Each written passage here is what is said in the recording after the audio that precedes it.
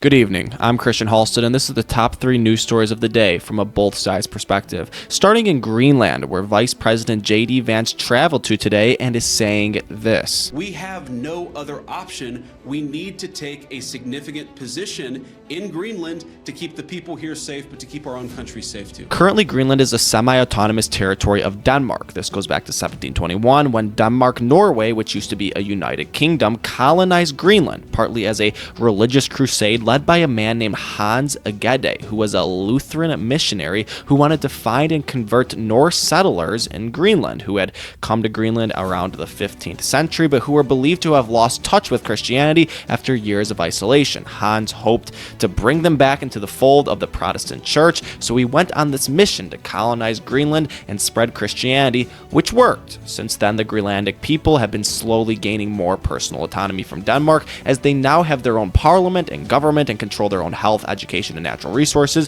while Denmark essentially still controls their foreign policy, currency, and citizenship. Denmark also subsidizes Greenland to the tune of $650 million a year, which covers half of the Greenlandic budget. Despite this, there are growing calls from Greenlandic leaders and from the new Greenlandic premier to eventually gain its independence from Denmark. But this new premier, who I'm not even going to try to pronounce his name, has a clear message to America. Make clear that Greenland is not and will never be for sale.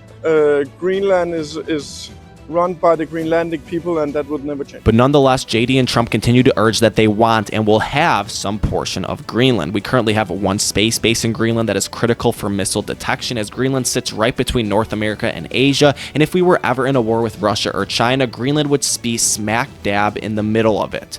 Greenland is also a massive landmass filled with critical minerals and would instantly become our largest state. It is covered 80% by ice, but as the Earth continues to warm, the economic value of Greenland and its surrounding shipping routes will only increase. As it stands, though, the Greenlandic people want to be independent. Denmark views Greenland as a historic piece of Denmark, and America, of course, now wants Greenland as well.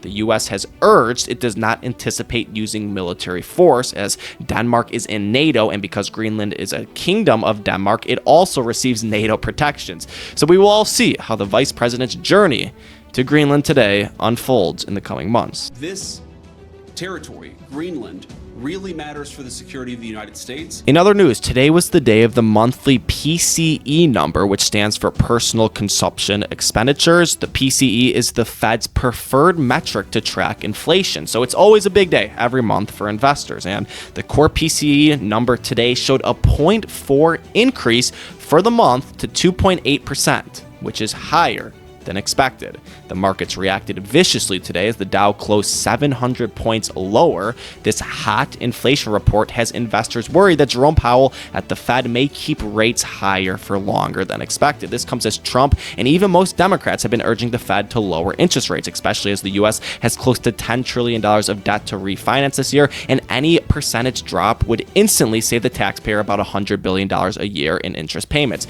But with this hot inflation read, investors are concerned at how the Fed will respond. And finally, Elon Musk got confronted last night for calling United States Senator Mark Kelly, who was a Navy combat pilot and NASA astronaut, a traitor. Democratic Arizona Senator Mark Kelly posted on X about his trip to Ukraine to push for continuing to send U.S. weapons and support there, and you posted that he was a traitor. Well, why do that? Well, I think somebody should care about the interests of the United States above the interests of another country. And Sure. if they don't, they're a traitor. Yeah, but he's a decorated veteran, a former astronaut, a sitting U.S. senator. That doesn't mean it's okay for him to put the interests of another country above America. Obviously, traitor is a strong word, which typically means someone who aids our enemies or attempts to overthrow our government. Elon views Mark Kelly's support of Ukraine as being traitorous. It is important to note that there are multiple Republican senators and congresspeople who share Mark Kelly's view on Ukraine, and Elon himself has given assistance through Starlink to Ukraine.